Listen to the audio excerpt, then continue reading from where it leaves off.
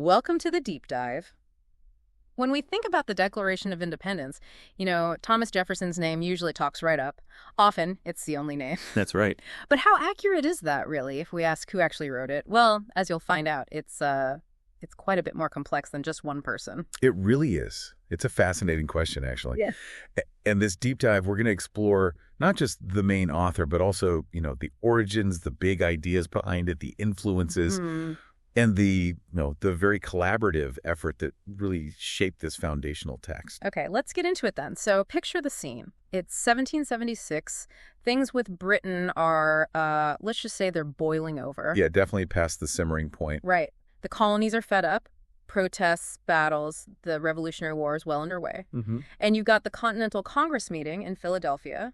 They're facing this absolutely massive decision. Should we declare independence? And to actually draft that declaration, if they decided yes, Congress set up a special group, the Committee of Five. And this was, a really impressive group. You had Thomas Jefferson from Virginia, John Adams from Massachusetts, Benjamin Franklin from Pennsylvania, Roger Sherman from Connecticut, and Robert Livingston from New York. A real powerhouse team. But even with that powerhouse team, it seems like the bulk of the writing, the actual drafting part, landed mostly on Jefferson. That's exactly right. And what's kind of amazing is Jefferson was only 33 at the time. Wow, that young. Yeah. But he already had this reputation for, a sharp legal mind, a really eloquent way with words, and a solid grasp of Enlightenment philosophy. Those big 18th century ideas about reason, rights, government. And didn't John Adams, another committee member, didn't he specifically push for Jefferson to do the writing? He did. Yeah. There's that famous quote, right? Adams apparently told Jefferson something like, "You can write 10 times better than I can." Huh? Okay. High praise. Absolutely. Yeah. Adams also felt that Jefferson's personality, sort of quieter, more thoughtful, might actually make the draft more acceptable to the full Congress later on. Less likely to cause immediate friction, perhaps. Makes sense. So Jefferson got to work. It was pretty intense, apparently. He drafted the Declaration over about 17 days. This was June 1776. Right. He rented a couple of rooms in a place called the Graff House in Philadelphia and just, hammered it out. And I love that little detail about him using his own invention, that portable writing desk. Yeah, it's a great little detail. It shows his inventive mind. So he writes this draft, but the ideas, they weren't created in a vacuum, right? Where did they come from? Definitely not in a vacuum. That's crucial. Jefferson was, he was synthesizing a lot of existing thought. He leaned heavily on Enlightenment thinkers. Like John Locke. Especially John Locke, yes. His ideas about natural rights, that people are born with fundamental rights, life, liberty. And property originally, for Locke. Exactly. Life, liberty, and property. That was Locke's phrase. But Jefferson famously tweaked it. Life, liberty, and the pursuit of happiness. That feels like a really significant change. What's the thinking there? It is significant. It's Yeah. debated, of course, but many see it as broadening the scope beyond just material wealth. It suggests maybe a more American ideal, Yeah. focused on individual striving, self-fulfillment. It's more aspirational, perhaps. Interesting. Okay, so Locke was a big one. Any other major influences? Oh, definitely. He also looked at other documents closer to home. Things like the Virginia Declaration of Rights, which George Mason had drafted. Oh. And even some of Jefferson's own earlier writings for Virginia played a part. He was weaving together threads from various sources. And you have to assume the purpose wasn't purely philosophical. There was a strategy here. Absolutely. Yeah. This document had a job to do. The language, the tone, it was carefully crafted. It needed to unite these, pretty different colonies. And it needed to justify breaking away from a global superpower to the rest of the world.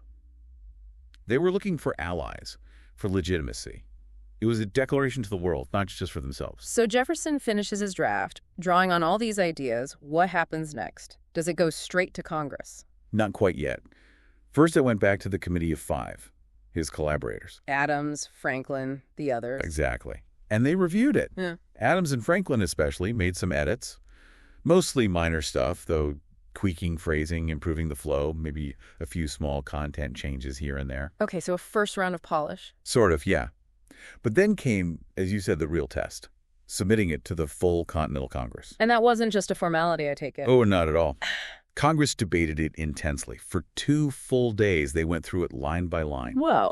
And they made significant changes. They actually cut out nearly a quarter of what Jefferson had originally written. A quarter? That's a lot. What kind of things got removed? Well, the most famous example, probably, is a long passage where Jefferson condemned King George III for essentially forcing the slave trade onto the colonies. Right, I've heard about that. Why take that out? It seems like a powerful charge. It was powerful, but it was also deeply controversial. You had Southern colonies heavily reliant on enslaved labor, and even some Northern delegates were involved in the trade. It threatened the unity they desperately needed. So a major compromise right at the start. A huge compromise, really. One that, foreshadowed huge conflicts down the road. But after all that debate, all those revisions, the Declaration was finally officially adopted on July 4th, 1776. Okay, so let's bring this all together. We asked who really wrote it. Jefferson was chosen. He did the main drafting, drew on all these influences. Right. But then the committee tweaked it, and Congress really edited it, it sounds like. Well, it's a classic paradox, isn't it? Jefferson was the principal author, no doubt. Undeniably. His fingerprints are all over it. But it was also very much a collective effort. You had Franklin and Adams's input, Congress's heavy revisions, and all those background ideas from the Enlightenment and, the American experience itself. Exactly. But even with all that collaboration, that editing, Jefferson's fundamental structure, his philosophical core, and his powerful language, that's what gives the document its enduring quality. His voice is still unmistakable. So the answer to the original question is? Thomas Jefferson wrote the Declaration of Independence. But he absolutely didn't do it alone. And perhaps more importantly, the ideas in it, they were bigger than him, bigger than any single person. They reflected a burgeoning American identity, even with all its contradictions. They formed, the core principles the nation aspired to. And looking beyond just 1776, that document obviously took on a life of its own. It wasn't just a breakup letter with King George. Not at all. Its legacy is immense.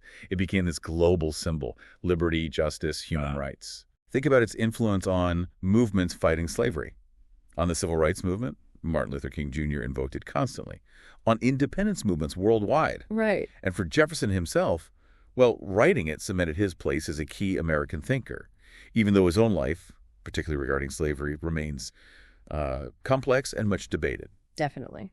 So maybe a final thought for you listening is this: how does knowing about this collaborative, sometimes messy, compromise-filled process change how you view the Declaration? Does understanding that it came from both individual brilliance and intense group negotiation, even conflict, affect how you read its powerful words about individual rights and freedoms today? What does that mix tell us about foundational documents?